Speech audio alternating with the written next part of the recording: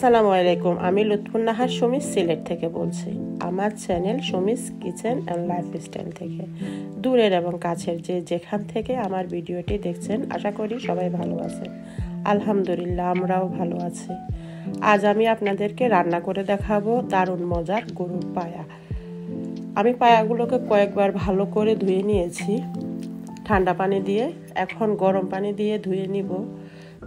ফুটন্ত গরম পানি দিয়ে আমি ভালো করে এগুলোকে আরো বেশি ক্লিন করে নিব। এখন ছড়ানো একটা পাতিলের ভিতরে আমি পায়াগুলোকে তুলে নিব।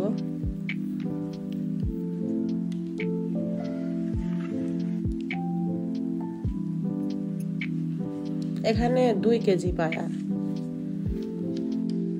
আমি পুরো রান্নাটা করব ফুটন্ত গরম পানি দিয়ে। একবারে আমি পানি দিয়ে দিয়েছি।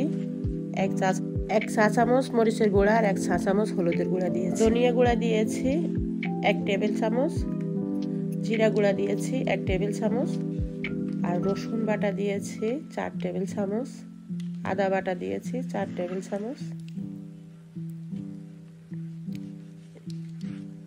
জিরা বাটা দিয়েছি 1 টেবিল চামচ। এখানে জায়ফল জয়ত্রী বাটা দিয়েছি সামান্য একটু।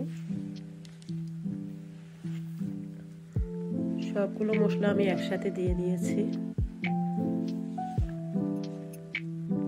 পায়া রান্না করা একদম সহজ।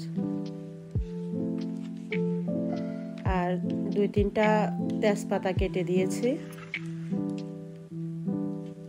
8-10টা এলাচ, 4-5 টুকরা দারুচিনি আর কয়েকটা লং আর গোলমরিচ দিয়ে দিয়েছি।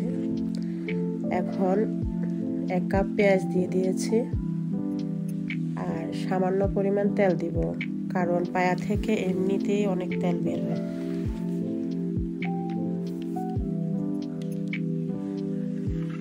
আর স্বাদ মতো লবণ দিয়ে দিয়েছি। লবণের পরিমাণটা যার যার স্বাদ অনুযায়ী দিবেন।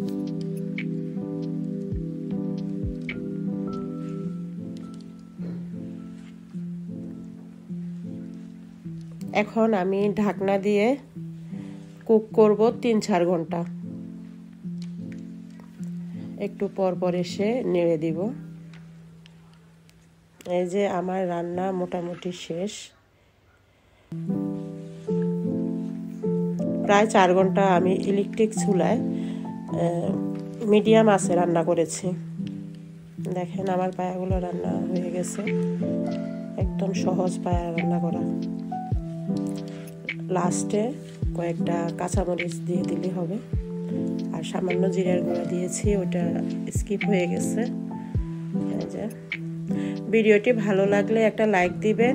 আল্লাহ হাফেজ। আসসালামু আলাইকুম।